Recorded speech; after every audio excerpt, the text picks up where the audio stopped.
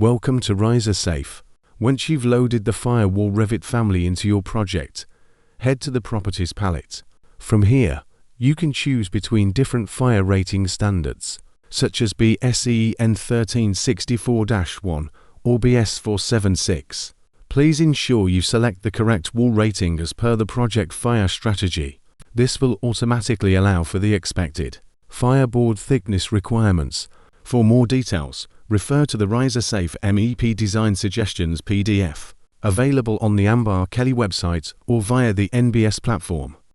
This is a face-based family, so to place it, simply hover over the face of the RiserSafe floor plate and click to position, as demonstrated here. Changing the fire rating dynamically adjusts the geometry in real time. Next, switch to a section view. Align the central line of the firewall with the central line of the wall. Unlock it in place. This ensures that any updates or movement to surrounding walls are automatically captured, keeping your design fully coordinated and accurate.